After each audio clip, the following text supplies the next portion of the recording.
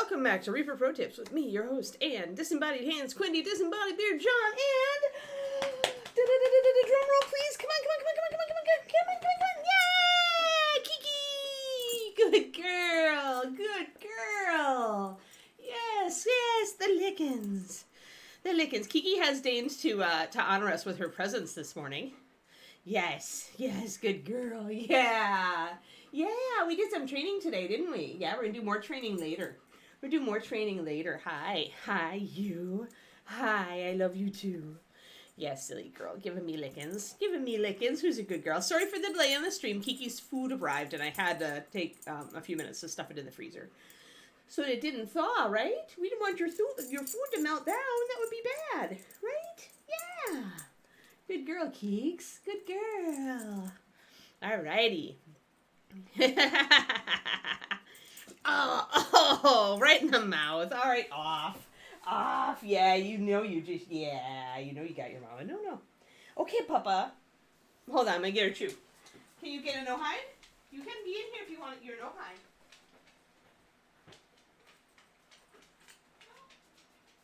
Here is an almost pristine no hide. You want it? Okay. Good. Yeah.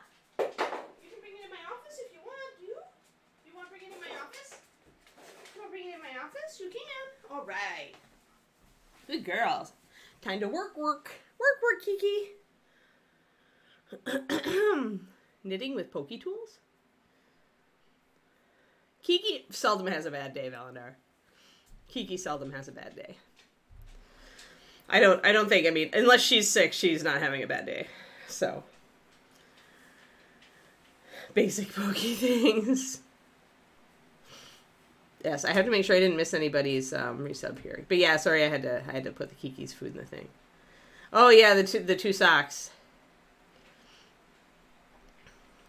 That's pretty impressive there, Twistnoma. My knitting has been somewhat pushed off. Although I'm very happy that I finished my my cowl because now I can wear it this winter. And last year I made Ugly Scarf, and I did wear Ugly Scarf all winter because it was a super warm scarf. A mouselich, well, right, but there's a mouseling also, right? Let's not forget Ms. Mouseling here, Miss Ghost Hunter, Ms. Town Guard, or whatever she is. But, yes, Mouseling. I think he's coming along really well, actually. Really like how this is coming. So, all right, let's see, what are we going to do today? So we have our new rotation. I think I said I wanted to bring up some of the spirit energy stuff a bit more, so I think I do want to do that. I'm considering an accent color. We're going to have some brass, obviously. We got some brown for the leather straps. I might just go brown with that, because I really want and this is when you've got this kind of diorama or mini diorama, consider what your themes are or where you're going, not only with like your basing or your scene setup, but also with your colors. So something undead, especially a ghost, I don't want to go with a lot of vibrant color, even though he's becoming more corporeal, and I will have some rust color on his metal. I would probably not go with a bright purple or a bright red for accents on this model because I want it to feel cold and dead. Whereas this model, I know I want to feel alive and warm. So because of that, I'm going to choose my colors accordingly. Even though the rust color will be warmer, it'll be that and the brown will be like the only touch of warm on this model. And I'm going to save most of the warmth for the guard. So. Cowl is in the other room. Maybe I can get it toward the end of the stream at Twistedoma. I think I showed it before. It's a teal, but it's got different shades of like blue-gray and really off-white and stuff like that in it. My mom loves the colors.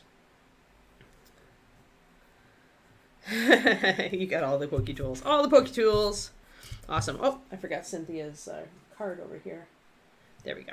All right, sweet. So let's work on bringing up some of the spirit stuff, and maybe I'll also do the brown.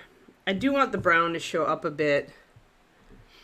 If we're going with a cold brown, even if I start with a warmer dark color, like something like russet, I would essentially mix something in to bring it up, to make it kind of cool out as it goes up. My favorite color for this is driftwood.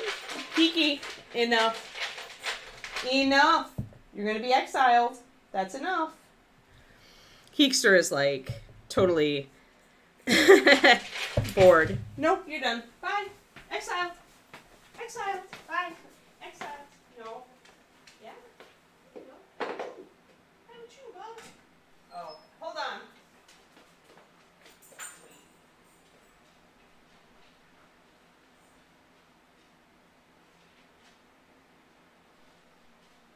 Now we'll get to you where you want to be, but you can lie here and not have a family. Nope, nope, stay out. Nope, exiled. Exiled. Yeah, exiled, Bubba. Sorry. Sorry, Bubba, exiled. Whew. Yep, silly Kiki. Alright, so since I want to go colder, I'm going to go with black and brown, and I'm still going to mix driftwood into it and see what kind of color I get to bring up the leather. But I wouldn't go with a really orangey leather for an undead, right? Because I want it to feel cold. Yeah, I don't think I have... I might have kept a picture of my cowl. Doo-doo-doo-doo-doo.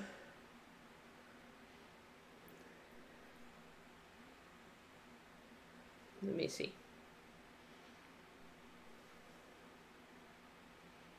If I did, it would be before Hawaii. Man, I got so many cool color like ideas from Hawaii. Guys, you have no idea. You just wait. Oh, there it is. Yeah. So this is what my cowl looks like. And it's a little bit more warmer than that. The camera's making it look. It's actually has hints of this in it as well. Like this is making it look very blue because cameras can't handle teal. But that's what it looks like. And it's, no, I do not want to delete photo. You can see it's, what do you call that alternating stitch? I don't remember. Seed stitch, double seed stitch. I've only messed up a couple places on it. I decided not to fix them because I was just like,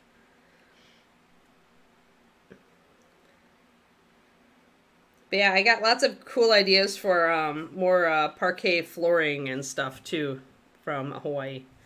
We went to a place called Shangri-La, and it is essentially a house that's completely built out to be like all Islamic art. There were some amazing like just colors, patterns, everything. I took a lot of pictures to use on miniatures in the future. Yeah, it is like a seafoam green. It's all lights and darks. It has some blues, but it's mostly like aqua teals, like greenish teals. Not really my color, but I really liked the yarn, so I grabbed it anyway, and now I'm not unhappy with the cowl. I do have a burgundy, a really pretty burgundy wine. That's kind of got bits of purple and lighter and dark burgundy in it. I might do another one with that. But the teal cowl is merino wool, I believe. Alright, so I'm going to grab, let's just put the leather on with this. So I'm going to grab my black and brown, I'm going to mix it up, and I'm going to mix in, move some of it to a new well, and mix some driftwood into it.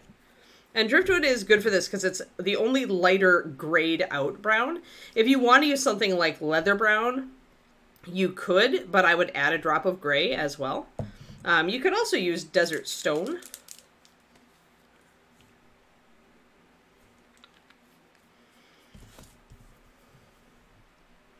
Today is a Patreon day, even though it's National Novel Writing Month. I'm going to get my Patreon stuff worked on later and then switch over to my book. I did do 1,800 words yesterday, so I felt pretty good on North of the Wind. And I have a lot of... The more I work on a book, the more ideas I get for it. Like, I always have, like, the basic idea of what the book is going to be when I start it, by the time I start it, but after that... And another reason to use this black and brown, by the way, would be to put more dark colors on the model, as all this dark gray that I've got here is going to come up to NMM, so it's going to end up looking lighter, but the leather I can try to keep a bit darker, so we want our contrast, right? I think I'll just, where's my mixing brush? There it is.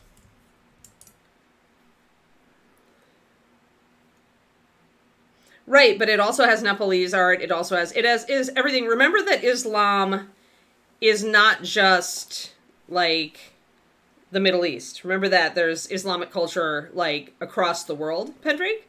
So they don't. It's not limited to like one area. There's also Persian stuff. There's it's really cool. It's just really cool.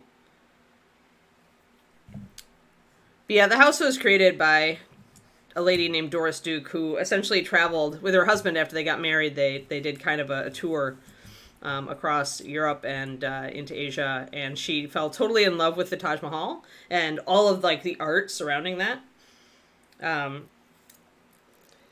Not, I don't think 100% of it is though, right? I don't know, but anyway, this is off the top of my head, and I would have to go and look it up.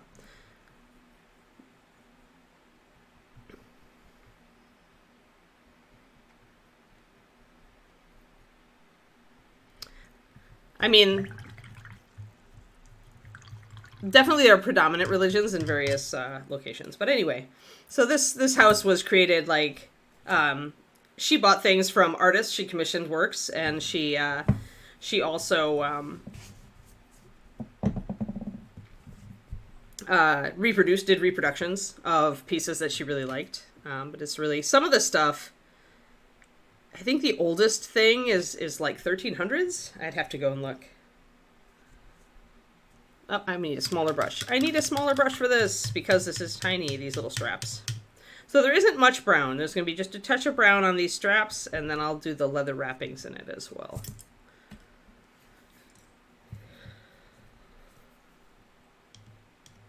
But it's a really cool place. I took a crap ton of pictures. They do a lot. There's a lot of stuff from like Damascus before it became named a different name, and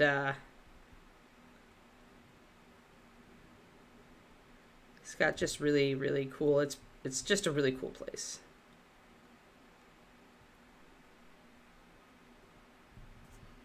I'd wanted to go previously when I was in Hawaii, but you need to make an advance reservation for it, because only small groups are allowed in at a time.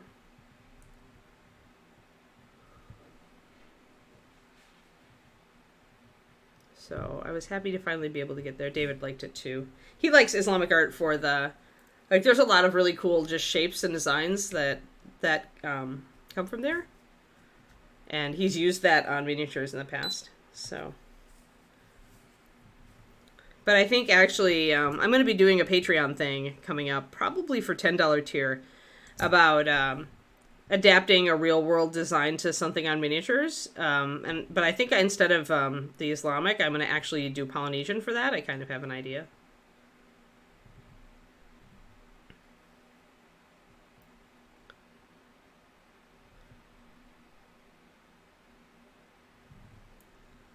We did a lot of art stuff in and around Honolulu.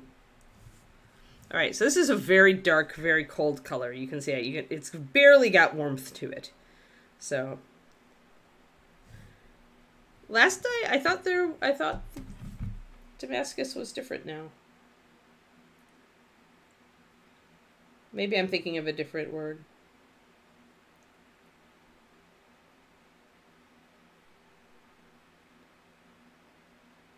Yeah, I guess. I wonder what city I was thinking about. But you're right. Anyway, there was a lot of really awesome stuff.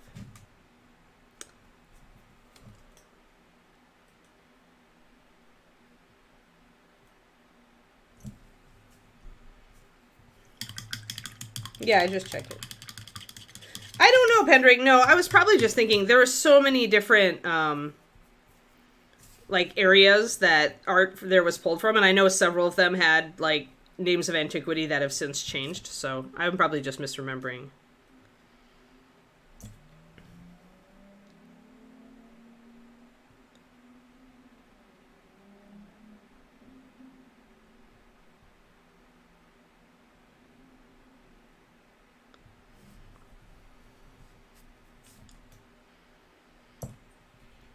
I considered buying the book on the house, but I did put some teal here onto the leather wraps. What I'm going to do is I'm going to paint over that, but that's a reminder to me that I want this glow effect to come down onto all of this. So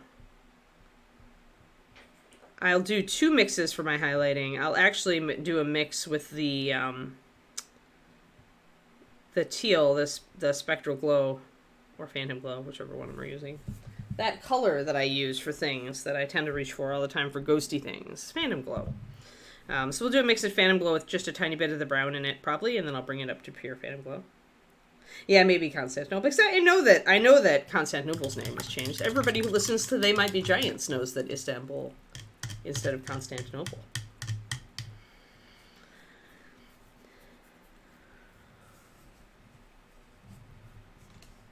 And they say that listening to music never teaches you anything.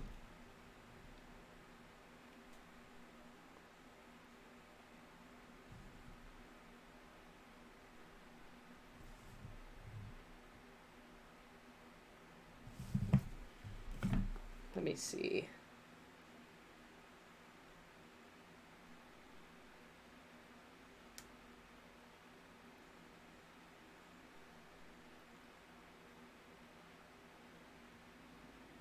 Let's see here.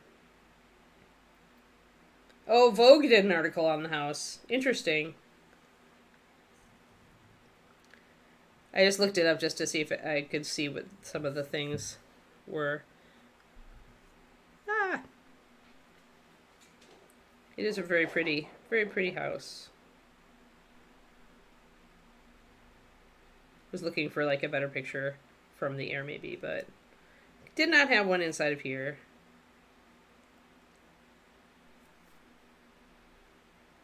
There's one that you can kind of see.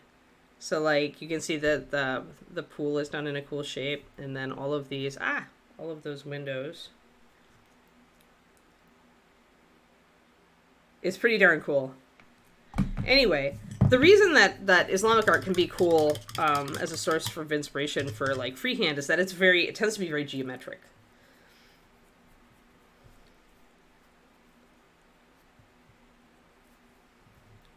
Yeah, and so since it is geometric, it means it's easy to map out what looks like a very complex shape, but all you need to do really is connect the dots, just like drawing a star, right? So, and stars are one of the strong themes in that art style. 6-pointed, 8-pointed, and 5-pointed.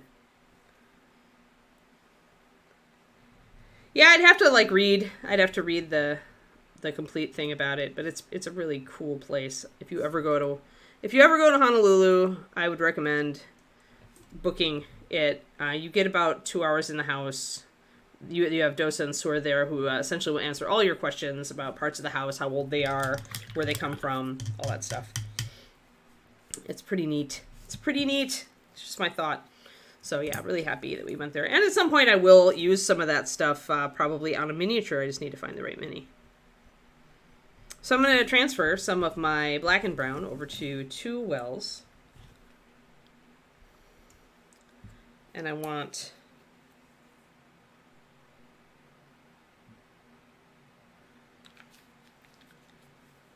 imagine that there's quite a few country names that has changed since, like, ancient times, right? Or Middle Ages. So I'm mixing a little bit of that driftwood. You can see, though, the black and brown is really hard to overwhelm. It's really got a lot of black in it. It's a high pigment color, which means it takes a bit. That's why I didn't transfer very much of it into this well, and I'm still having trouble making it lighter. So we'll go with this for now. But you can see how it's a very grayed out. It's not a very strong brown. So we're keeping it cold. Graying something out is a way to keep it cold. But yeah, it's really cool. So, and I showed you guys pictures of the Buddhist temple we went to. That also was amazing. And that's a red and green color scheme. It would be fun to do that one. It's a very non-Christmas.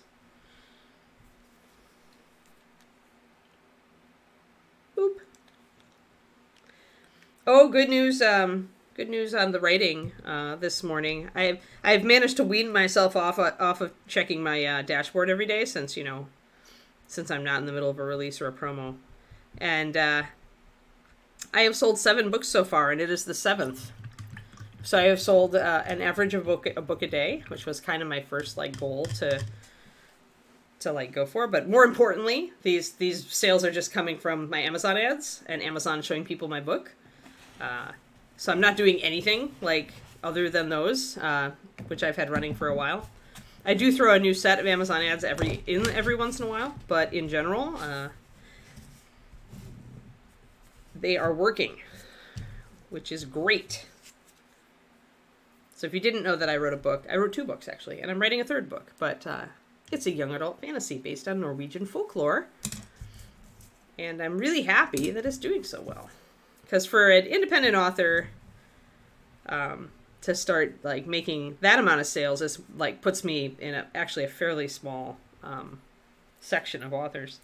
Most books on Amazon make less than $100 through the entire course of their lives on Amazon.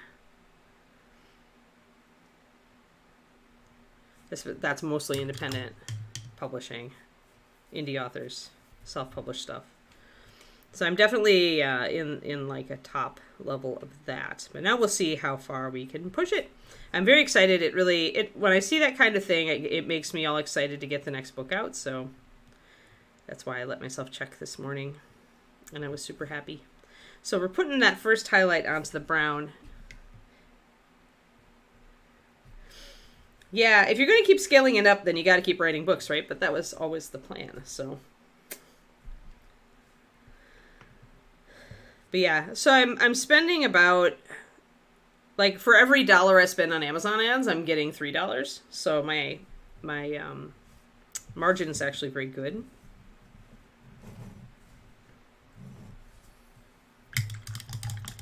And that actually will improve, hypothetically, as I get more books out. I'm going to make an even lighter version of this brown real quick. Hold on. I want to be able to do the leather. So I'm going to transfer this now over to here. But yeah, if I can sell a book a day, I'll make almost $100 in a month. And that'll probably be about $30 to $35 worth of advertising. So it's small, but my first goal was to make more, was to consistently make more with my books in a month than my Twitch income. And that's a very easy goal, so.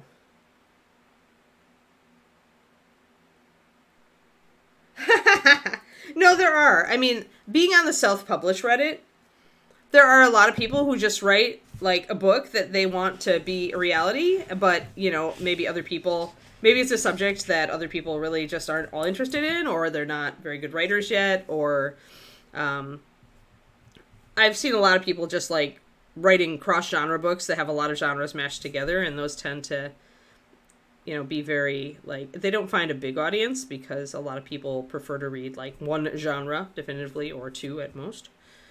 But yeah, there's all sorts of reasons why a book might not take off. One of those reasons is that maybe the people aren't advertising. They might have a good book, but they've decided that advertising is too much money. I feel like Amazon is very scalable, but it also takes time, and a lot of people are impatient. And then there's just good books that are out there, or they're actually self-published books that are actually good, but for whatever reason, the market has just decided that that's not what it's in the mood for right now. And that's probably the most frustrating thing. That was what I was afraid of. I was like, I know my books are good. I know I'm a good writer. And I'm very clear on my genre. But there was always a chance, and there still is a chance, that there's a limited market for what I like to write. So, especially because, like, Turgeon, when you told me that it was unlike anything you'd read before, that can be a curse and a blessing. For me, it's a blessing because that's what I like to hear. But at the same time, when you have something like that, there is a chance that a lot of people just won't be drawn to it, right? Because it's not quite like anything else.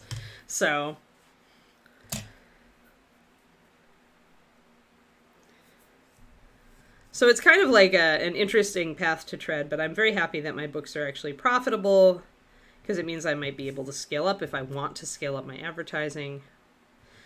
What it probably means is that when I have 4 books out, I will start learning Amazon or Facebook ads. Facebook can really steal your money. So I want to make sure I have better margins before I try it.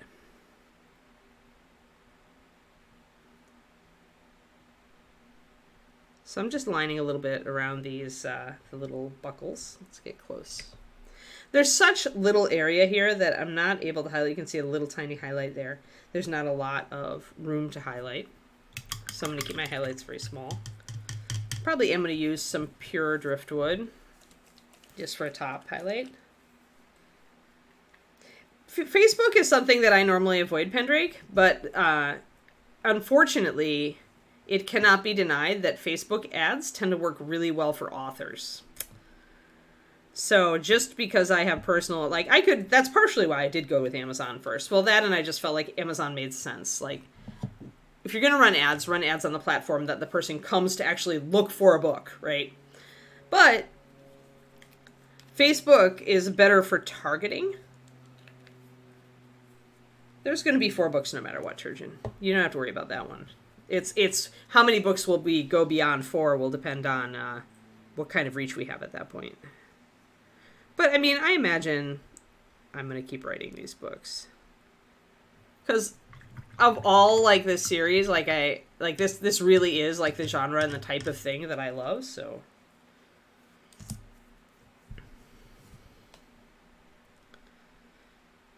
I would write these books just because I enjoy writing these books.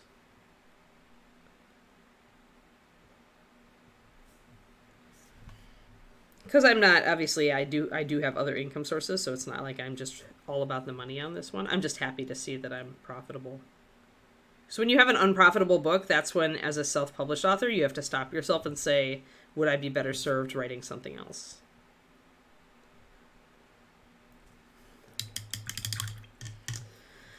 But yeah, Facebook ads, for some reason, do really well for books. Like, there appear to be a lot of readers on Facebook, and they do actually tend to click through when they see a book that they're interested in. So I will never do TikTok or anything like that. Like, a lot of people are running over to TikTok to advertise, and I'm just like, the amount of effort that you have to put into getting a following on TikTok, on Book Talk, is substantial, and I would rather be doing honestly, I'd rather be doing Facebook. I feel like, or no, YouTube, sorry. Would rather be doing YouTube. If I'm going to put effort into videos, I would rather be putting effort into teaching my miniature painting on YouTube. Because I enjoy YouTube.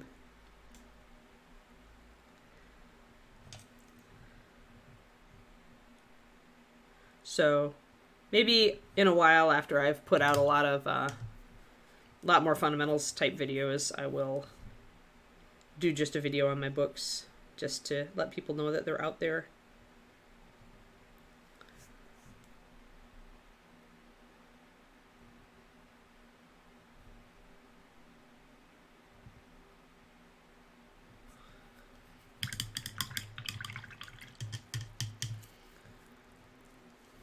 All right, so just little touches of warm brown to bring out the leather here.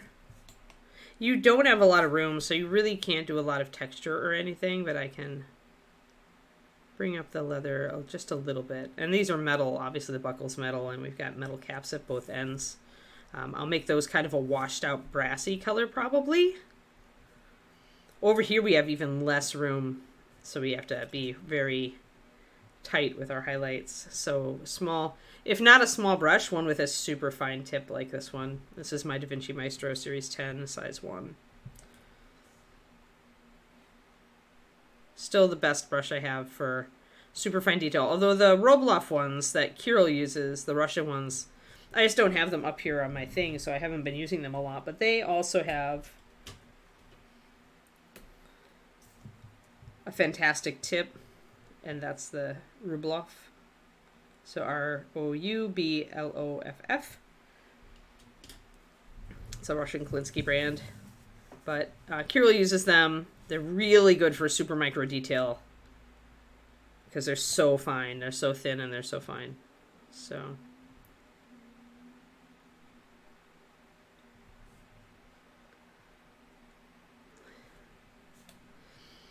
But yeah, now I'm getting, it's funny. It's funny, Turgeon. My writing process is amusing. Like, because I'm always a perfection seeker. And so I have to like stop myself from going back to edit. And I know I'm always slow on the start on my books. Like I'm feeling my way into the story. And so today I had to remind myself that even though I don't like, I'm not satisfied with what I wrote yesterday, I have plenty of time to edit it. And the weird thing is that as I write the book, I'm going to get more clarity on those early scenes just because of what happens later. And so it's not uncommon, and this happened in both West of the Moon and East of the Sun, it is not uncommon for me to go back and adjust like emotional tenor or motivation a little bit in the early scenes when I've finished the book overall. Just because I have a much better idea then of where I'm going because I finished it, right? Because things change when I write. I don't always stick to my early ideas because if I get a better idea, I'm going to move there. All right, so let's use some of this grayed out teal that I made with the black and brown and the Phantom Glow and start to highlight some of the leather on this handle that's right near the ghosty.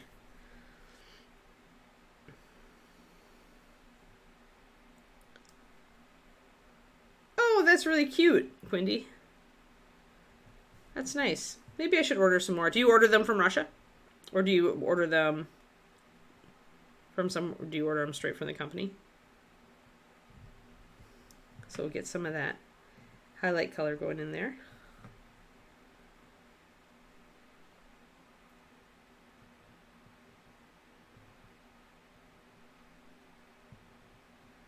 And when I highlight leather straps or bands, I do tend to edge highlight when they're on 28mm. You can see that I'm keeping a dark area to the middle. Chocolate. Wow, Rosemary's upping it. I wonder where this ends, this escalation of presents for buying brushes. That's funny. It is, it's like a, uh-oh. Hey! Enough. Nope. Kiki, enough. It's next door. You're fine. Good girl. No, settle down. You're fine. It's next door. The barking. One second, guys. Settle down. I hear it. You're a good girl. Now settle down. Okay? Yeah, thank you. Thank you for the alert. But be quiet now, okay? You're a good girl. No, it's next door. It's next door. It's Maureen's. It's fine. Good girl, Kiki. I mean, I want her to alert me if axe murderers break into the house, but she does tend to hear, like, thumps from next door and goes off. It's a really nice chocolate. Well, definitely an escalation then. The Russians are going to have to start putting more into it if they're going to win the present war.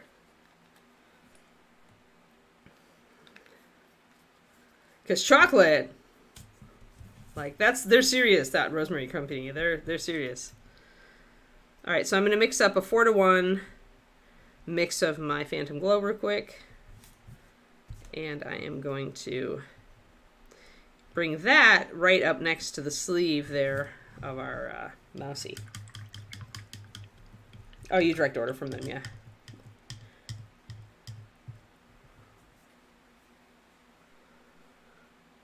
Oh, yeah. Yeah, it makes sense, because Russia's kind of messed up. So, it makes sense they'd be shipping from somewhere else.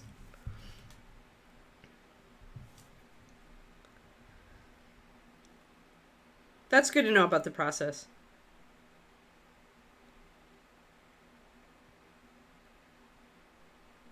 Should I decide to order more? I think last time Bryce ordered a set, and I just got in on his order. I really should get them up and use them more. I probably should put them in the other room where I'm doing the super fine stuff on Dragon, you know. Who I need to work on. Now that I'm back from my vacay, I really need to get to work on this guy and finish him. Because I've got another dragon bust that's sitting over there. He wants to be painted.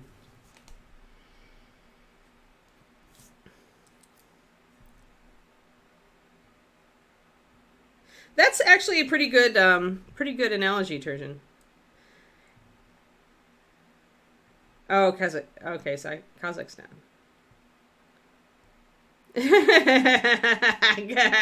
Critico. Inferior. We know we have inferior candy. Well, okay, I don't even buy standard American candy anymore. Although I do like those dang Tootsie. I love Tootsie Rolls, and I especially like the vanilla flavored ones when they get the flavored ones. So I have a soft spot for those. So we're putting really bright touches of Phantom Glow right up against the sleeve here to make it look like the energy is kind of leaking into the sword. You guys see that?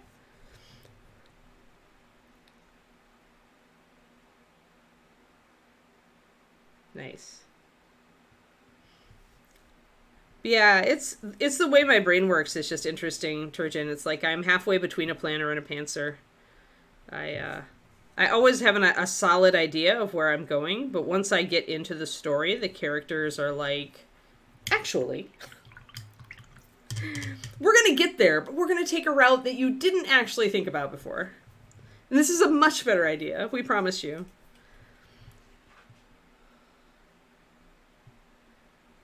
And I lean into that because one of my strengths is writing people, characters that feel like people. That's the individualization strength that I have. That lets me kind of celebrate the differences between people, so it makes it easier for me to make characters that kind of have different stuff going on. But that means they also tend to make their own decisions. And sometimes those decisions are like, nah, we don't like that plot point. We're going to do something else.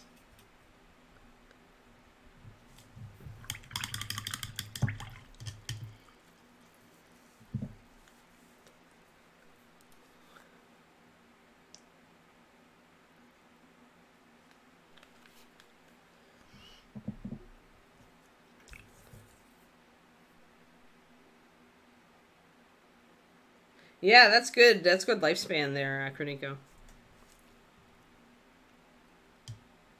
I mean, and you also are in the UK, so I imagine that Rosemary and Company is very easy for you to get. It's a little...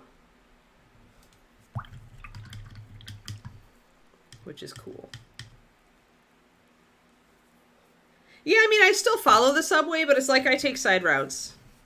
Like, I knew what the final, like, result of the West of the Moon was going to be for, you know, a decade. I had that final, like, a lot of the final thing, like, figured out. But at the end, like, I knew what everybody's individual result would be. But I didn't know, if you want an example, sorry, spoilers for anybody who, hasn't finished the book yet. Close your ears. I didn't know that Will was going to tackle Kavar the way he did until I wrote it. Like, honestly, the night before I wrote that scene, I like realized, no, he's going to do it like this because he's Will. Of course he's going to do it like this. So that's an example. Like, everybody still ended up doing, in the end, going the places. Like, I always have a good enough personality, like, feel for their personalities to know that they're going to end up doing X or Y or Z in the end, like their outcome. I always know their outcome, but I don't always know how they're going to get there. Hey there, House of Atkinson. Thank you for the raid. Oh, they're just over the border. Yeah, makes sense. Oh my gosh, that's really good, Kerniko. So I probably need to get out some of my carbon gray to be able to touch up my metal here as I go. I'm just working kind of here and there across the model. As you guys know, we're just like, I'm working with the brown. I'm working with more of a glow effect down here. I'll probably start mixing up my metal colors now so that we can start hanging out. Oh, that was a weird raid. Raid and re-raid. Twitch is twitchy today. Hey, Starlion. Nice to meet you. I'm Anne. I work for Reaper Miniatures. I developed their paint line, Master Series Paint. That was what I spent 17 years doing, and then I moved out to the West Coast, and now I still work for them in streaming. I was also a Reaper staff painter in-house for many years. So this is a stream that we do every morning, starting at 11:30 a.m. USA Central Time. And I do a rotation of different models. So every day is a different model. We have 6 different models at a time, and then we loop back around. And so eventually we finish everything. But this one is actually a combo. It's a Mousling that was put out at Reapercon. And so it's a Mouseling version of the art from this year's Reapercon, which was a guard challenging an undead on the bridge, or warrior challenging an undead on the bridge of a city. So there's a mouse version. So after I finish the Mouse Wraith, I'll be painting a mouse of the Mouse Guard. But yeah, for now we're working on glowy effects. I was just doing the making the bandages here. The glowing phantom stuff appear to be bleeding into the handle of the sword there.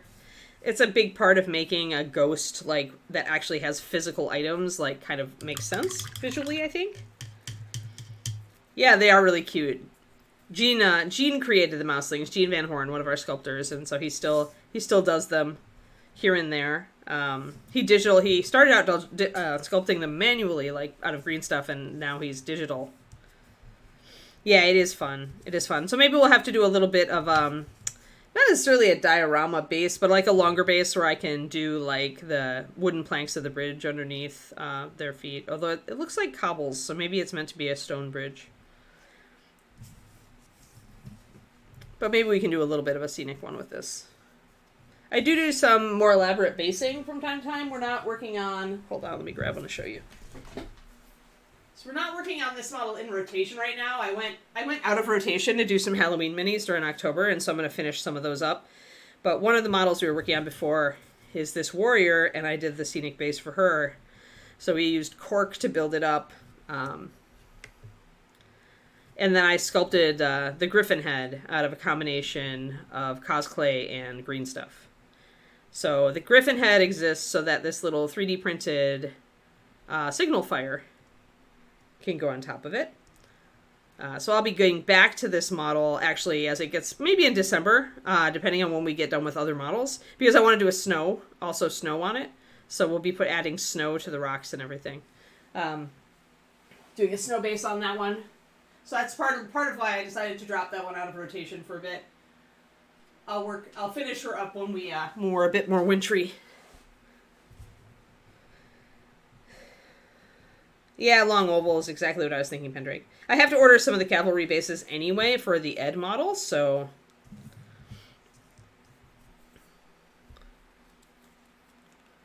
But yeah, thanks, Nostradamus. Yeah, so that's what I do.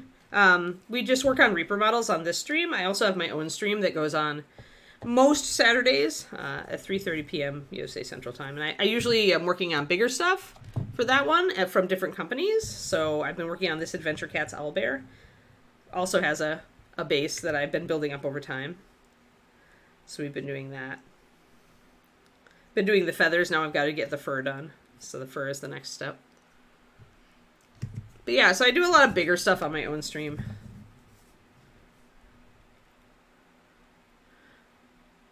The shield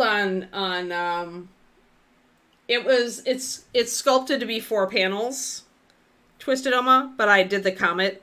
I did the comet design freehand. I am back on this Saturday, you bet, and hopefully all the way through the holidays. Depending on Christmas weekend, whatever. When is Christmas this year? David's folks will be here for Christmas, so December. Yeah, so I probably the 23rd I won't be streaming of December, but there's no reason I wouldn't be streaming on like Thanksgiving weekend. Maybe I'll even do a longer stream on Thanksgiving. Who knows? I enjoy streaming, so. All right, so let's do that same glowy effect that we did up here on these, on the leather wraps on the back. But yeah, I have a lot of things I want to get painted, so, and a lot of it's going to be for the painting book, the hypothetical painting book. I still need to touch base with some people about that. But I've been traveling so much the last 3 weeks have been totally subsumed by either traveling or getting ready to travel, so I'm going to start with this grayish mix that I made from the Phantom Glow color plus the leather color, the brown. We're just going to start with just putting that in right next to the paw and the wrap here.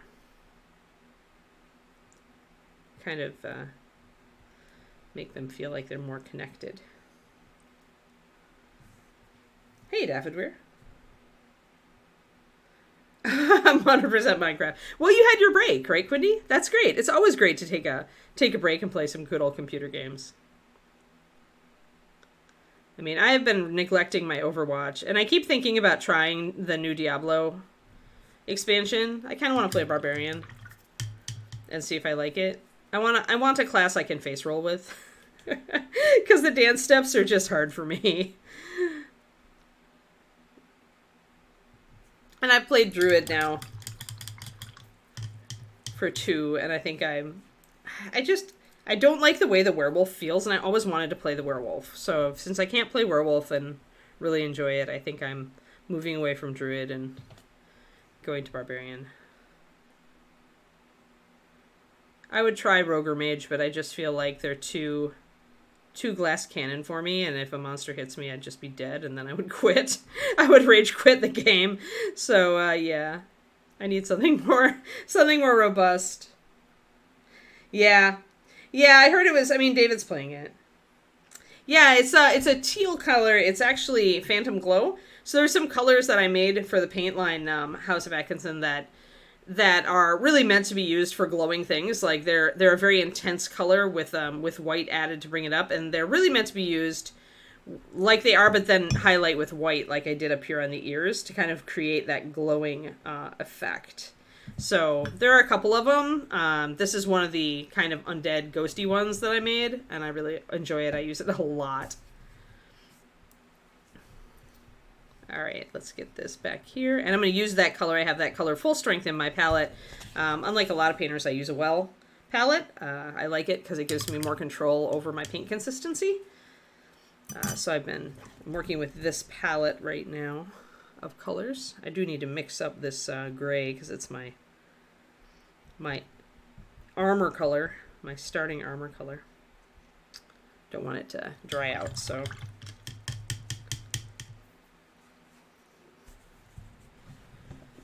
But yeah, I've been avoiding computer games mostly because I know it's National Novel Writing Month, so I want to get this book. I want to get a solid 50 or 60,000 words on this book, this new book, by the time it's over.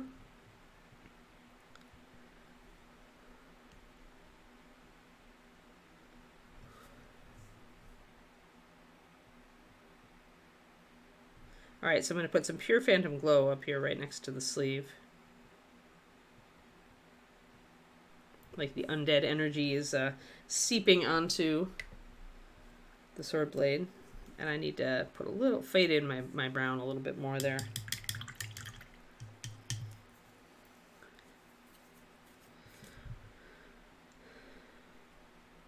And I'm using really thin paint as always. I've kept the Phantom Glow actually a little stronger. It is actually more like a 3 or 4 to 1 paint to water, because I want it to cover over this dark color. So there we go. Yeah, I want to write this month, and that means computer games. Like, I'm only permitted to do computer games at the end of the day if my writing is, if I've done my words. If I've either done my words or I'm too darn tired and I have to like do double the next day. Or over the weekend. Weekends are my catch-up writing time. For sure. I'm going to bring in a little bit more brown there.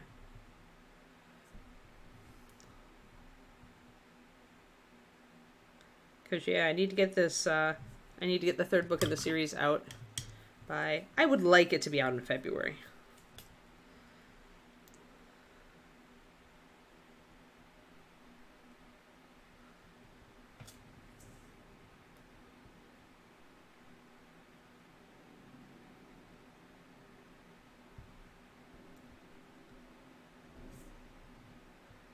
There we go. So a little bit more definition, bringing out the shape of the leather wraps. Yeah, David's playing Diablo. He's playing, he dropped his rogue last season to play his mage instead, and so he's playing the rogue this season to the end. David has a gift for identifying OP builds, and he's not happy unless he's playing one, so... Yep. Yeah, computer games are good for that. I mean, that's why I do reach for that sometimes, although I've really been enjoying a book series that I've been reading. Although it's a little too addictive, so I may have to step back from it while I'm writing. I decided to see if I could read lit RPG while I was writing my books. As you all know, I avoid like straight fantasy or fantasy that's too close to what I'm writing when I'm in the middle of a book. But I think the lit RPG might be a little too close, even though it's is very different from my book in feel. And it's pretty addictive, so I'm like, eh. Yeah. Straight no brain. Yep, I feel you. Yeah, my friend Bridget, Kiki's first human mom, she's going through a real rough time right now too, and she is honestly just like buried herself in Baldur's Gate, and she just like doesn't come up for air. So totally feasible computer game stress reduction. So I haven't done the NMM here on non-metallic metal on this sword butt yet, but I do want to throw a little bit of my Phantom Glow in there, I think. So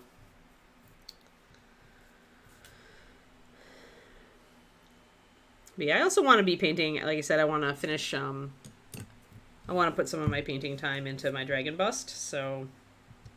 Because he's really, once I get going on this, I'm going to be able to finish it pretty easily, I think. It'll take several nights, but I mean, if I really sat down and painted every night, I think I could finish it in like a week and a half. All right. So yeah, I think I'm going to use my Phantom Glow to hit some of the places on this sword. Because essentially the light that's falling on the NMM here is going to be from the ghost, right? So my highlights on the sword here are going to be that teal colored light, plus a bit of pure white probably. Yeah, painting and reading. Yep. Yeah, I've been reading a lot of this lit RPG series. It's possibly the most famous lit RPG series. It may even have started the genre. I'm not sure. Or close to it. I guess Dream Park and other stuff like that started the genre, but this one is like probably one of the best regarded ones. It's very well written, and there are a ton of books in the series, which I'm looking forward to. But it is pretty addictive. So when it drags me away from my writing, that's when it's time to like reach for something different. Oh yeah, there we go. Your Fitbit is back. Yeah, I have been, man, I was such a slug at the dog show. Like, I got steps just because I was, like, walking around a lot in the big building and outside of it. But I have not been running.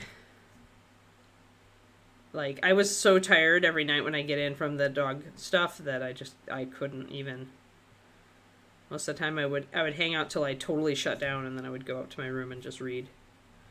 So tonight is CrossFit, so we'll see how bad that hits me after like 5 days of inactivity.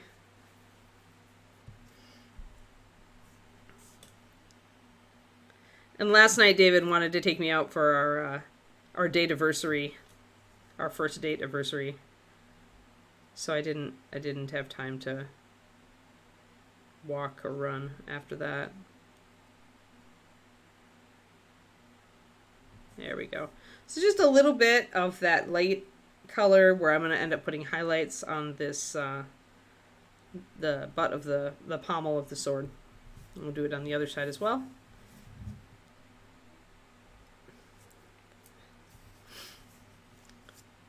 But yeah, I wouldn't blame my Fitbit for being really mad at me. I mean, I was getting over 6,000 steps a day, which is my minimum that I require for myself, but it was just barely.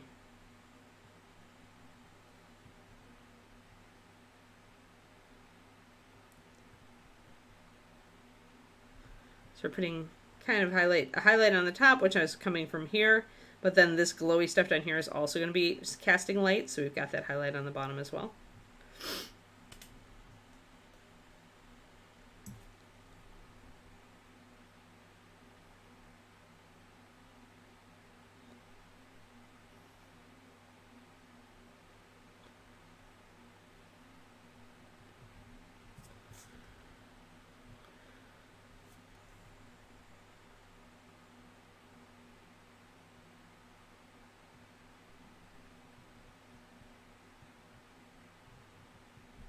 A little bit of highlight right there next to the hand, is next to that bandage.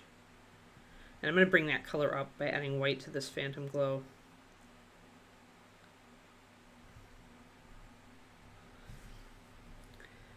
Technically, there should be light coming up on the underside here of this big pommel area. It's not going to show very well. This is where things like OSL tend to suffer, when you've got to kind of suggest that light, and it's not somewhere that is easy to see, and it tends to otherwise be in shadow. So just gonna bring that up a little bit, and then I'm gonna have some light across here, which will be brighter. I am gonna take my brown highlights and I'm gonna bring up the detail down here on the wrap. Now I'm slug. Yeah, I can do 10K. If I do Kiki's walk and my walk at the end of the day, I will hit either 9.5 or 10K. But yeah, I did Kiki's walk yesterday, but I didn't get the extra.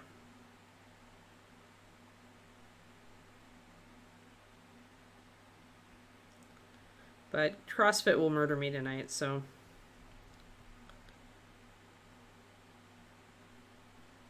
it'll be a good jump start back into fitness. That's the thing about paying somebody to actually, put you through this crap.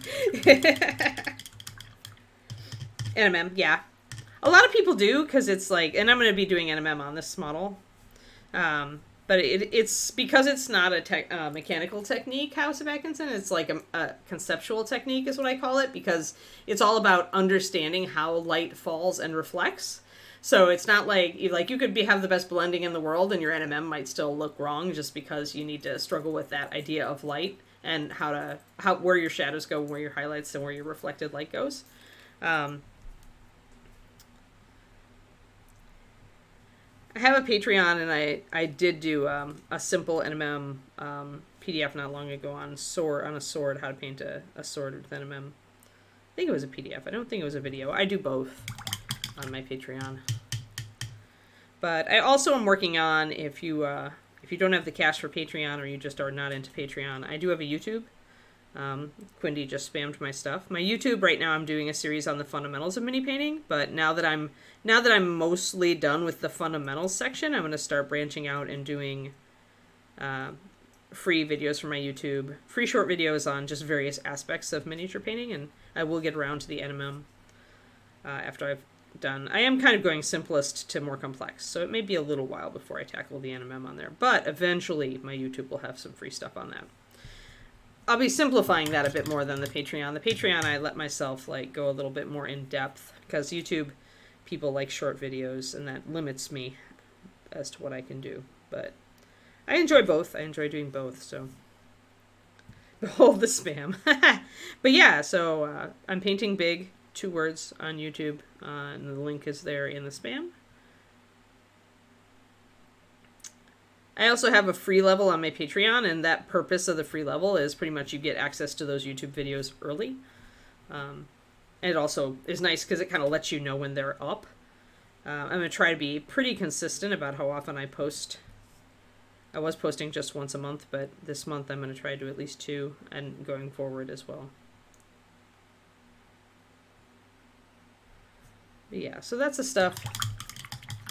Obviously, there's probably a lot of other videos on YouTube about how to do NMM, but I try to be really simple about how I break down this stuff. I've been painting now for over 30 years, and NMM was very challenging for me to learn, and I still remember how challenging it was. It took me months, maybe over a year, to figure it out when I finally started really applying myself. But I like to reduce the frustration level of painters who are trying to get this stuff. So I try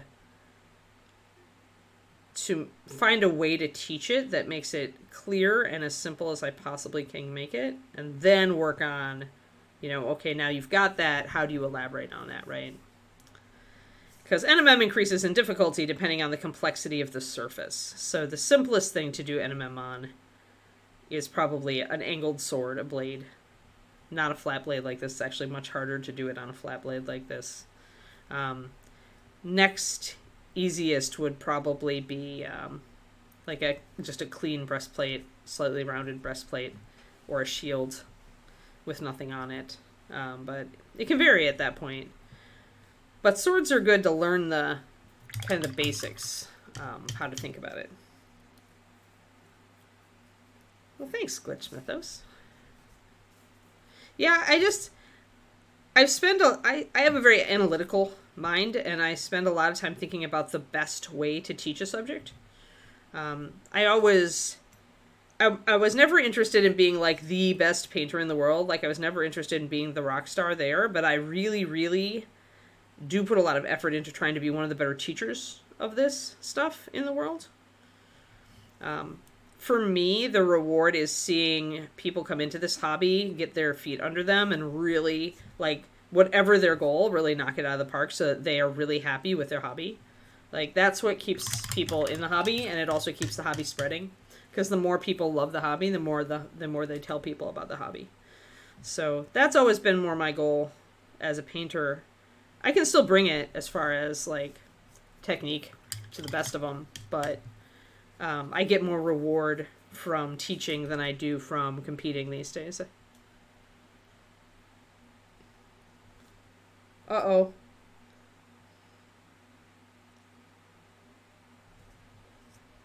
No, stupid Twitch. At least we know it's not me.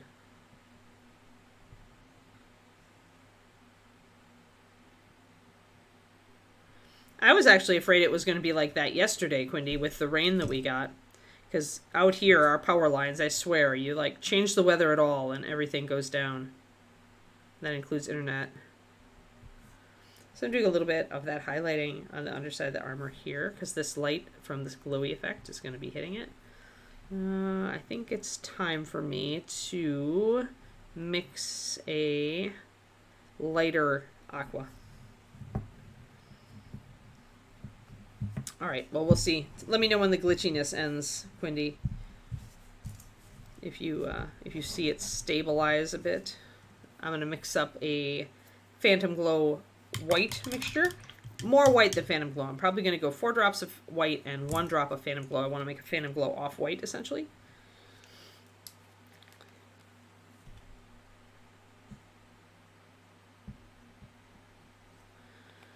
Oh, I slept pretty well last night, thank the Lord. Yesterday was hard, but managed to straighten out my neck.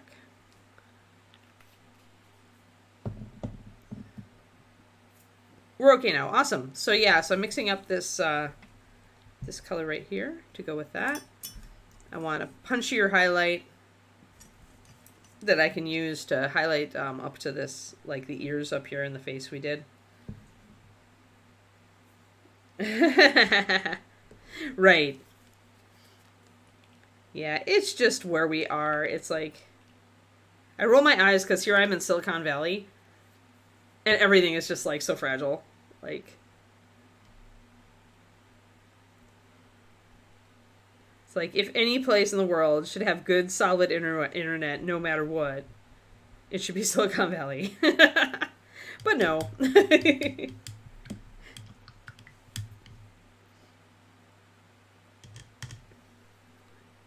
Yeah, I think so. I think I'm finally recovering from the travels, which is good because I have a lot of words to write this month, Twistedoma. A lot of words to write, a lot of videos to shoot. I'm so happy that I'm not traveling again, guys. Like, the next trip that I take is probably going to be to see my parents in Arizona in February-ish. So I'm going to put some water into... I also am mixing up some pure white so I can really pop the highlights like I did on the ear here. But yeah, it's so good to be done with all the travel. Oh my gosh. And I like traveling, but I've learned to see the stress in it as well. So I think this was the last year I'm planning so many trips all together. I really haven't stopped. Like, I had a break somewhat between Reapercon and the rest of it, but Reapercon was just such a ridiculous road trip and so traumatic for Kiki and me that we needed that time, and then it seemed like I was traveling again way too soon. So I want to take a break. These 2 months of holidays are going to be good home time for me. Alrighty, let's get this sword. Let's see if I may have thinned my white a little bit too much. I took it down to 2-to-1, but I want it to be a little stronger, so I'm going to drop 2-to-1 paint to water, that is. I'm going to drop another drop of the paint in there so I can make it a little stronger and a little thicker. If you're trying to do like those little white spot highlights, then really keep your paint a little bit thicker than normal. Yeah, especially, I mean, when I was traveling with Kiki, my dog is an exuberant, like, young adult at this stage, glitch mythos, so being, in a car for 8 or 9 or 10 hours a day and then being, crammed into a hotel room was just not ideal, and there was a lot of stress. And I also was hurt. I had hurt myself before, so I couldn't, like, bring her on long walks or runs, and it just meant that as a puppy, she was just going to act out, and that would add stress to everything. So she's a hard dog to solo wrangle. It's much better when David's traveling with me, but he couldn't afford to take off a lot of time from work after Reapercon. So he essentially, he flew out and flew back, and I had to drive, and it was 4 days each way. It was just a lot. It was a really long trip away from home, and Kiki did not enjoy it, and I did not enjoy it. So putting a little bit of that really bright and bringing in that brighter highlight there. I have an off-white that I'm going to use to highlight down here. And I'm going to make these highlights are much smaller than the original highlights. The original highlight went all the way to here, as you can see. But I'm going to focus this off-white more on the bottom here. I'm going to make it smaller, and I'm going to make it brighter the closer it is to the ethereal ghosty stuff.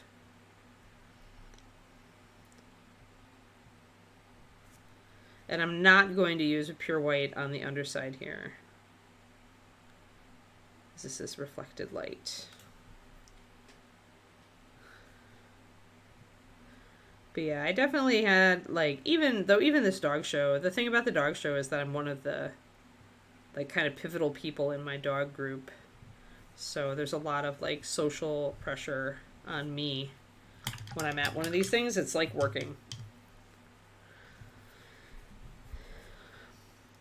And in fact, I got a bunch of stuff, like, sprung on me. The most stressful thing, I think I mentioned this yesterday, the most stressful thing at the dog show was that we were having a progeny show where one or two parents are in the ring with their children, and you judge it according to, like, how much improvement is seen from generation to generation in temperament and in just getting closer to Shiloh Shepherd type.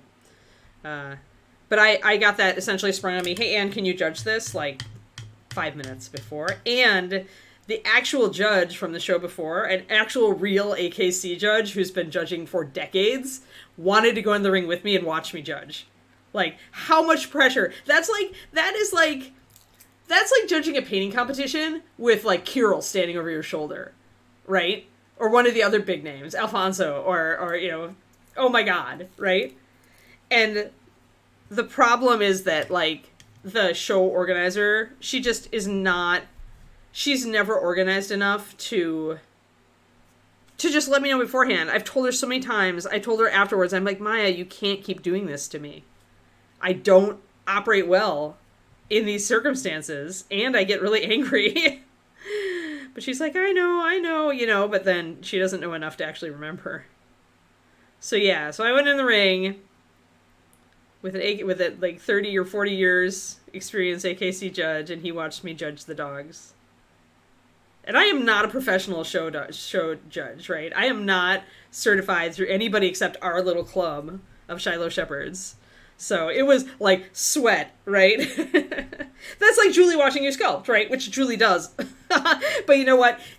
It's okay that Julie watches me sculpt on this stream because she's the one who taught me. So if she has a problem with anything I do, it'll be like, I learned it from you. But yeah, right. A lot of pressure, right? He was a really nice guy, and afterward he told me he agreed with my decision as far as who won. It was really nice of him. I really liked him, but boy, that was a lot of pressure, folks. No matter how nice the person is, it's still a lot of pressure. So I'm bringing up the white on these. I actually have like done the white. The thinner ethereal stuff gets, the lighter I'm bringing it up. So I expect to make the bottom part of this pretty darn bright. It's your fault, Julie. There you are. I thought she was in there. I wondered if Julie was watching. Yeah, all the crappy sculpting I do, no, not at all. The really crappy sculpting is because I've ignored what Julie and Bob have taught me. That's the reality. I can't throw them under the bus. But you did teach me a lot, Julie. You did. For the better. Both of you have given me really good advice, which I really appreciate over the years. As Anne backpedals maniacally, realizing that Julie is in the chat after all.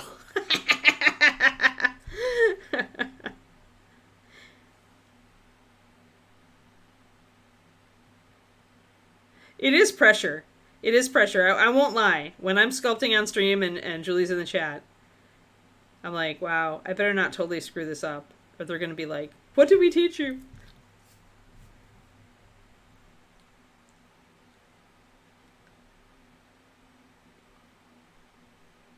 Wow. 1 frame per second? Seriously?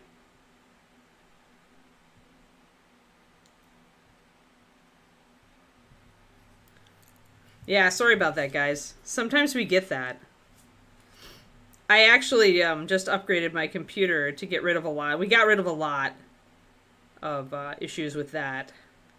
But the issues that are Twitch or that are just the greater internet in my area. Although we have Fios now, so it's definitely improved. We did both. We upgraded my computer and we switched to Fios.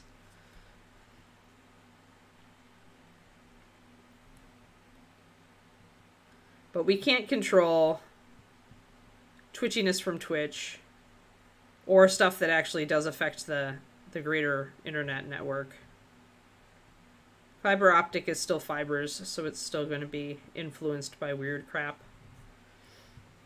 All right, so we're bringing up these highlights a bit to you're obviously a good teacher. Yeah. Great, Delta. Glad you like those brushes. Yeah, the Reaper, I've been using my Reaper Zero a lot lately over on the stream here.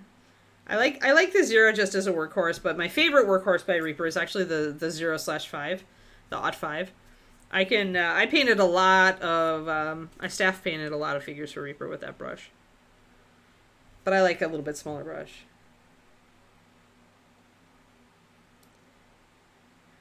I don't have a video on a glowing crystal, but I do have one. I have a PDF on the glow colors where I show how to do a crystal that's up against the skirt of a dryad. But it's not an angled crystal like Crystal Dragon. The thing is, though, if you're going to do a glowing crystal, if you're going to do like this, something like these crystals, it's actually kind of an unrewarding thing, Agent Marvel, because you have to make the entire crystal be like really, really pale and then go up to pure white for the facets, but you're really not able to do anything other than that. After you do those facets, I would probably lighten the heart of the crystal up to pure white as well, but you're not going to be able to see nearly as much cool details on that crystal because you're making it glow. When you make something a light source, you have to take it, all of it, up near to white or to pure white. And then everything around it is darker when you're showing the glow effect. So never do it as part of like a freestanding crystal because the crystal itself just won't look nearly as cool.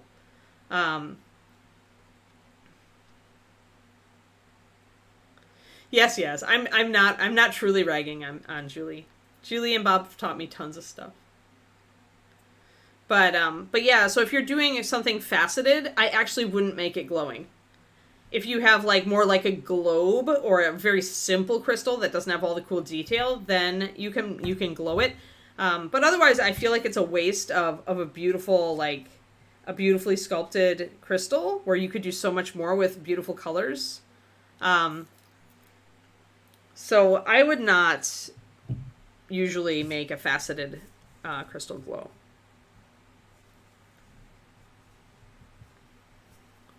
But they were more like teardrop kind of gems that I did the glowing effect on in the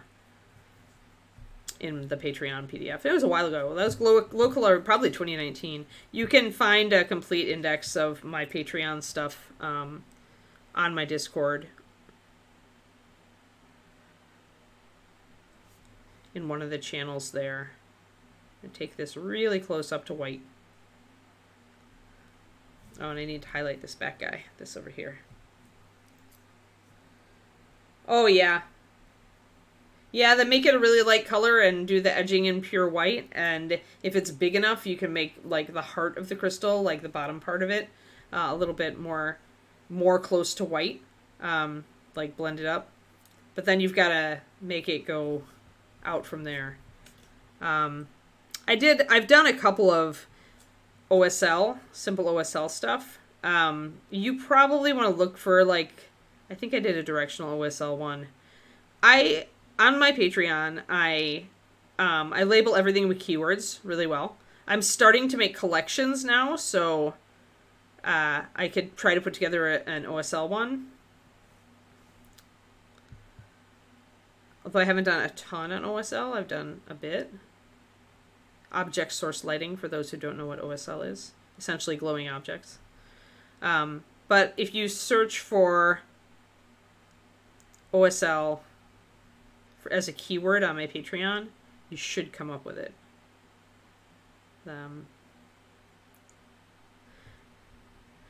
Because a glowing crystal in the end is after you've painted the crystal, itself to make it look like a crystal, then it's just another glowing object. So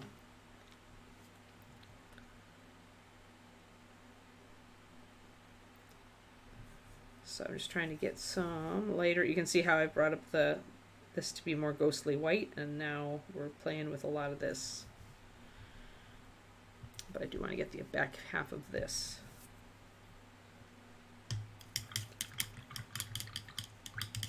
Yeah, if it's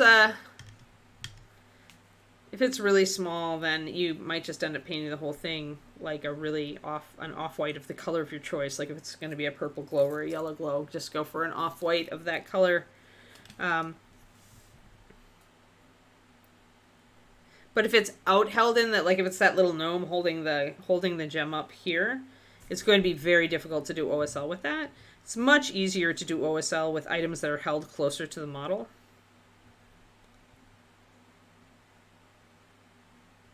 Just going to do a popped highlight right there. I'm going to do another one on this top of this cut. And another one up here, right up next to the glow.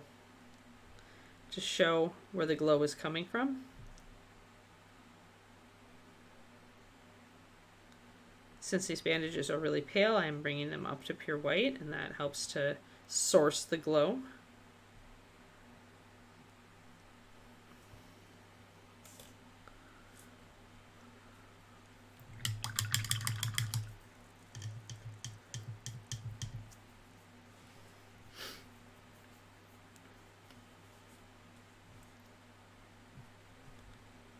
And I got a little bit clumsy with that, so I can bring my dark color back in there to refine that.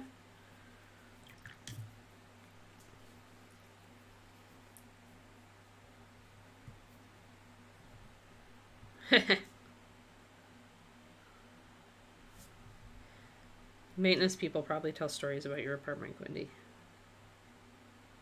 The creepy apartment, the creepy girl's apartment.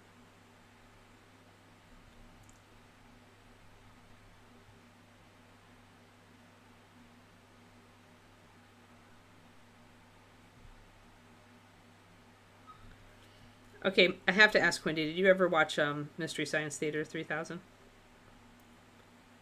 I know you're younger than me, so maybe not, but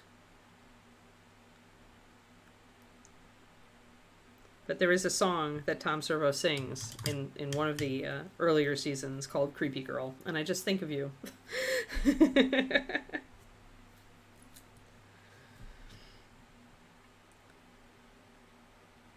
Oh yeah, move it around when they're not looking. That'd be great. Double down on that creepies, on the creepies. I want to make sure I've got enough of a shadow here. I'm going to bring that white across there.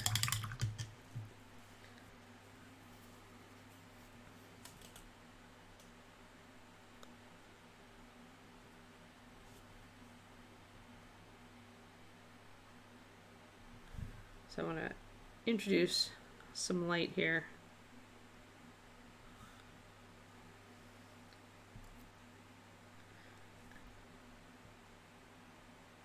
Yeah, all of the old MSC.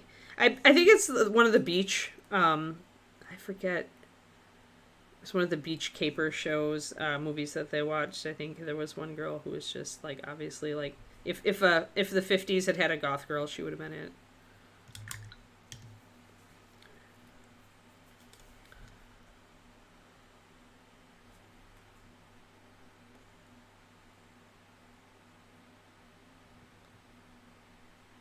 I always wondered if there were like creepy girls from the 50s who like looked at the goth girls of the 80s and 90s and got jealous because they wish that had been their era. The wannabe goth girls.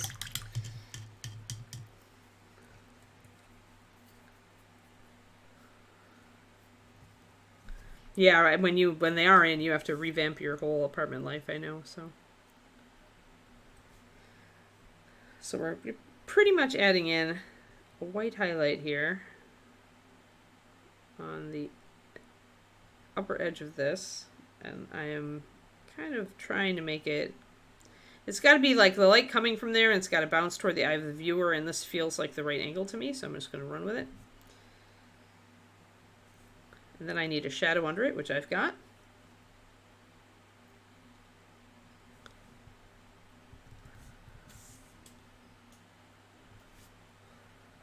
Just going to make sure that the white is really strong on the metal.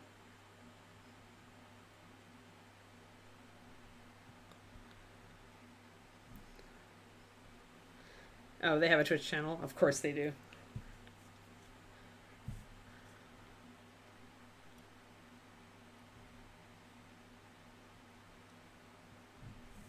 Yeah, I don't have the time. If I had the time to watch stuff, man, there's so much content I would be absorbing, but lordy, I do not.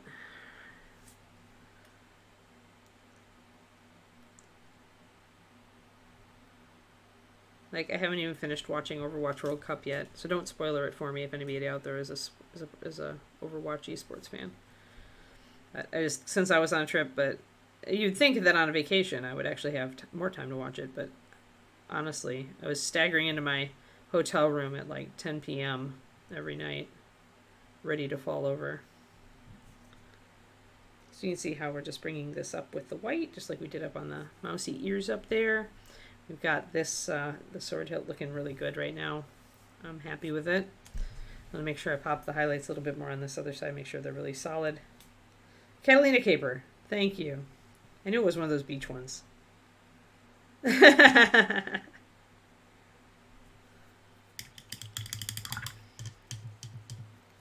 Is it the new heroes? I think now, Delta, they just tend to go broken on launch and then peel it back, like they did with Kiriko and Iliari. Iliari is actually my new favorite support. I played her. I tried playing her right before we left for the dog show. Before I left for the dog show, and I like love her. I love her kit. She feels really smooth and intuitive to me. Plus, I actually can shoot. So the fact that she's a hit scan, I really like as well. Haven't played. I need to play some Overwatch tonight. I need to finish my writing and my Patreon and make sure that I have time for computer games tonight. Oh, yeah. Well, they'll nerf him fast then, Delta. It's because I don't know what rank are you? Like, are you a lowly bronze silver person like myself, or are you like usually up closer to like gold, diamond, or master? Right. In other words, are you much better than me, or are you like only a little better than me, or probably cardboard? Okay. Oh, if you play Hanzo, like we should group up. Like I play Mercy, so I love to boost Hanzo's. Hanzo has that great burst damage potential. But yeah, I'm in like bronze silver level, and the new stuff always like all it takes is a little bit of a punch to overbalance things at that level. And if that's happening at lower levels, it might also be happening up at the tops. Although you never know, because the top players are so much better at figuring out the weaknesses of a new character. Is he a tank, or is he a? I watched his origin video, but I didn't. He is a new tank. Okay. Oh, good. Yeah.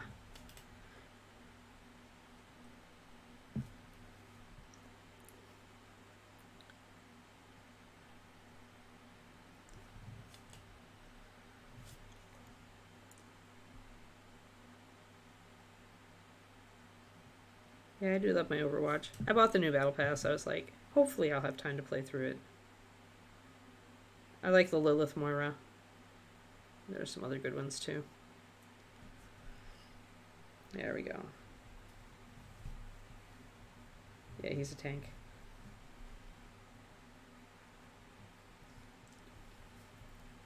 Cool. Yep. Yeah, before my heroes have been Mercy, Lucio, and Baptiste. I feel like I'm an okay Bap, but I like Iliari a little better because I can concentrate on shooting a little more. Like, it's hard for me to switch between shooting and healing. I have to really concentrate to make sure that I do effectively. Because otherwise I tend to get focused in on the shooting if I switch to the shooting, so I need to... I like the healing turret in Iliari, so that I have a way to heal well. If I get focused in, my team probably isn't out of luck. Although I also like her healing beam.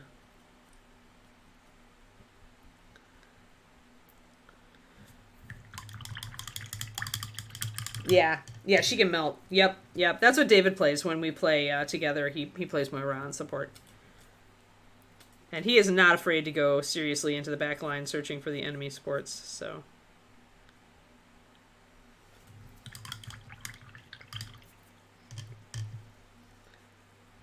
He has a charge, heals near accumulates. So kind of like Junker Queen there. Ah, okay, so you need to keep him away from his people. Yeah, that's true of many tanks, I think.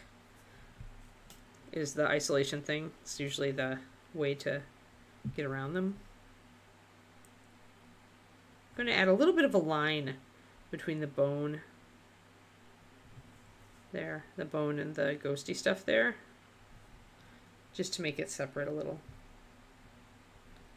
I know, right, David? Hi! Long time no see. Yeah, Gene Van Horn's been doing these for, like, ages. Like, years and years and years. Over a decade now. But these were from Reapercon. So we have the art from this year's Reapercon was a town guard warrior confronting an undead on a bridge.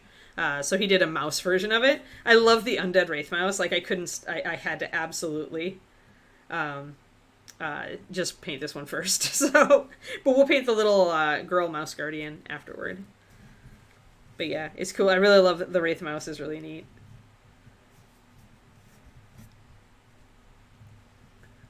Oh, I know, Delta, right?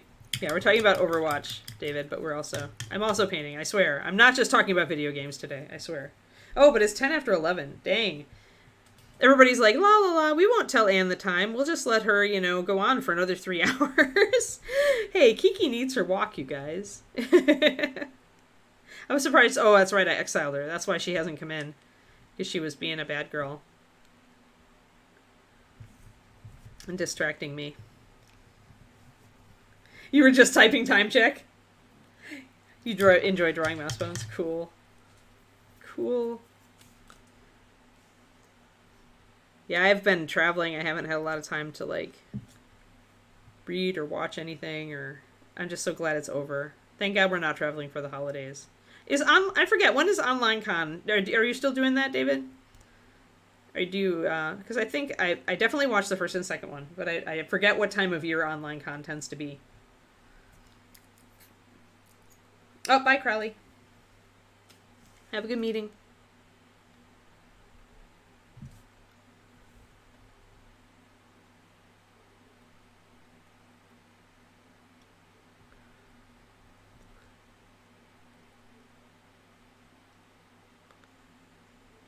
But yeah, I'm trying to touch base with all my favorite things again now that I'm start up. You didn't have the energy. Yeah, that makes sense. That makes sense. Are you streaming much lately? Because cons do suck it out of you. I mean, I know I helped. I was on the major planning role of Reapercon for years. Now it's nice to just go and attend it. I didn't even teach this year. Monday and Wednesday, 4 to 8 Eastern. Excellent. Monday, Wednesday, 4 to 8. David, good, because I could use... I love watching you draw. It's so chill. Makes me happy. Makes me happy to see you drawing your critters. So yeah. Excellent. So I'll try to tune in.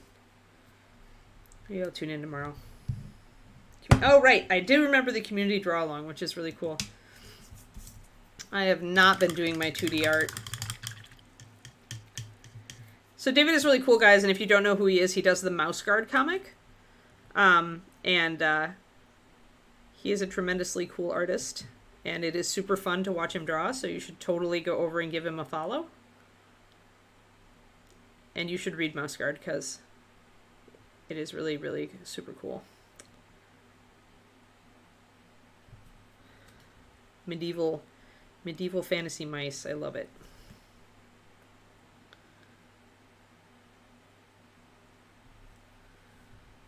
Alright, so we're just going to do a little bit of highlighting here to end up.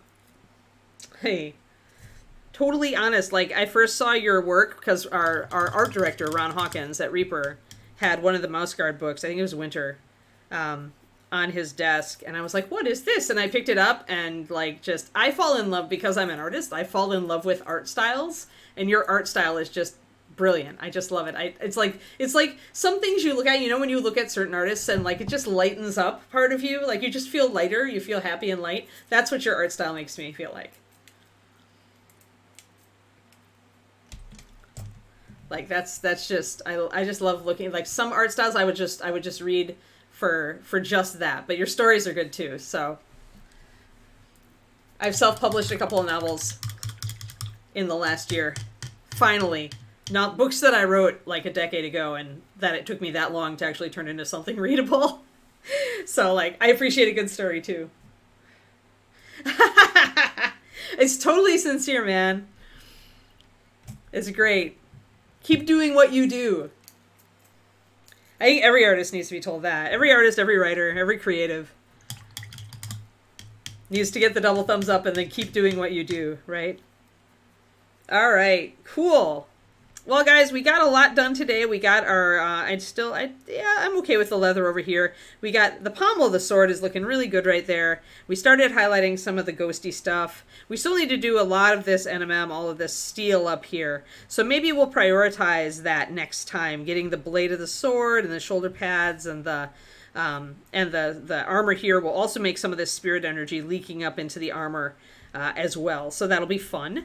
That'll be a good fun thing. I love this model. It's so much. It's I don't think I've actually painted a ghost other than that one, the ghost. The long ago we did that, the female wraith. But since then we haven't done anything incorporeal. So I'm really happy to be doing this. That's a great model. Yes, everybody have a great day. I hope your week is going well. And yeah, thanks for tuning in. Tomorrow, wait, we have a rotation again, guys. Tomorrow we'll be doing Mermaid. The beautiful, Kiki says, Kiki's excited. Apparently mermaids are something to bark about.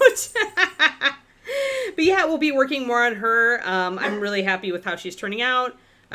just probably working on the hair and the tail and a bit on the parchment, I think, is what we'll do. So yeah, so Mermaid is back tomorrow. Happy model, great color scheme. Yeah, that's it. Thanks much, and I will see you all then, okay? Have a great day. Bye-bye.